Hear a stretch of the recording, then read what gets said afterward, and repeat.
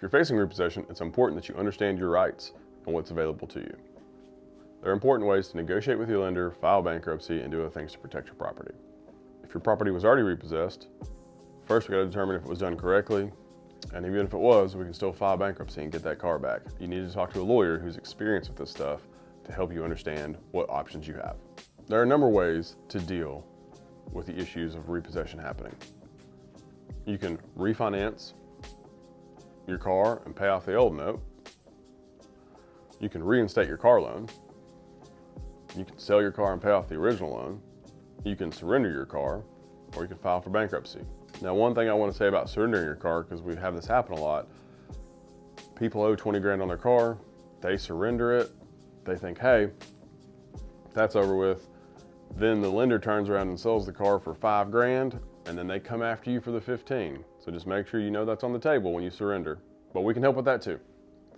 Back to repossession. Refinancing, first option, may not be an easy process. Of course, if you're missing payments and you're behind, a bank may not want to loan you the money. If you can refinance, you may be able to pay off the old note, stretch the loan out for longer terms, and get a cheaper payment that you can afford. Reinstating your loan is getting caught up in old payments. Now, we understand that's not possible for most people, but it is an option. Selling your car would avoid the repossession, and hopefully if you have equity in it, you'd have a little cash in your pocket to go help you get the next ride. And of course, you can always surrender, but we told you about the problems with surrendering. So it may be in your best interest to file bankruptcy. 2 reasons. If you're not going to surrender the car, or if you're going to surrender. If you surrender the car, like we talked about before, you may end up with a deficit that you owe anyway. Bankruptcy will help wipe that away.